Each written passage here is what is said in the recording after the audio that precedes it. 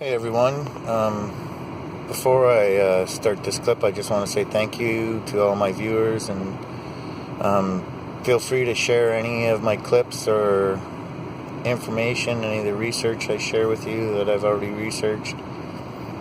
Anyways, I was just trying to think of a topic for this clip, and the thought that I came up with was, how can the promise of one man be broken by another?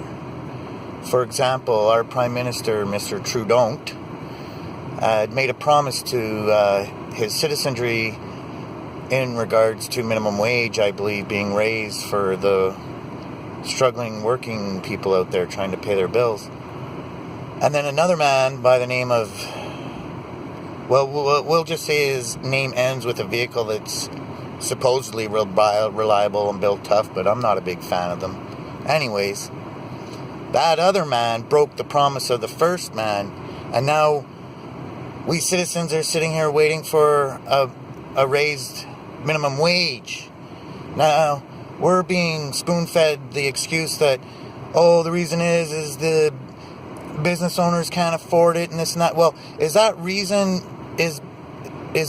because they allow the minimum wage to be abused by all businesses? Isn't it supposed to be reserved for just the small business owners, maybe the medium business owners?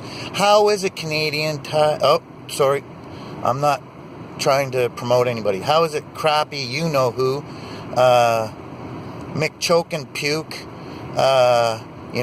and Crubble You, all those big business places you can think of, how is it that they can hire an army of part-time employees that are paid minimum wage, or even full-time employees that are paid minimum wage?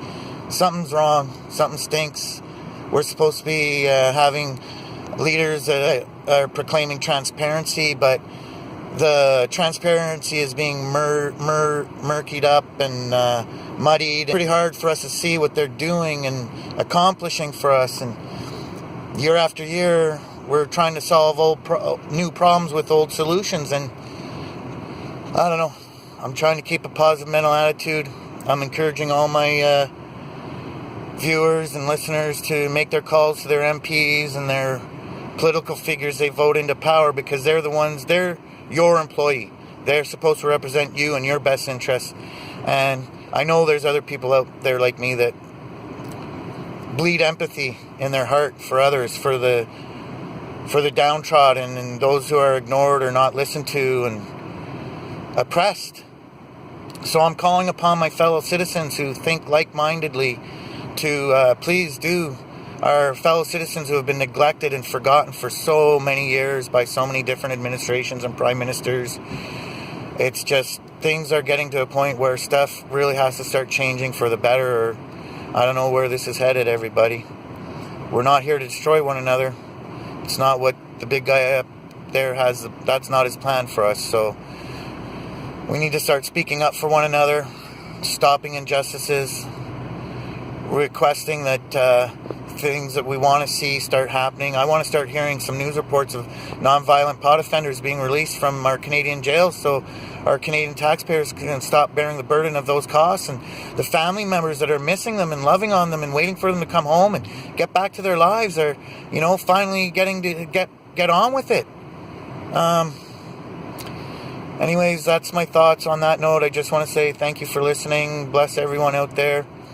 And please, if you see an injustice, speak up, stand up, do something, say something. You might be one person with one voice, but you never know whose ear your voice can land in, and what change you can make just by speaking out. So, we have some tools. We've been given some tools. We can use them. Let's break down the chains of ignorance and what they want us to believe, and start communicating with one another better, and start finding better solutions to these old problems old problems that we need new solutions to. Anyways, blessings, and I just want to say praise to the big guy upstairs, Yahweh, Jesus, thank you, and amen.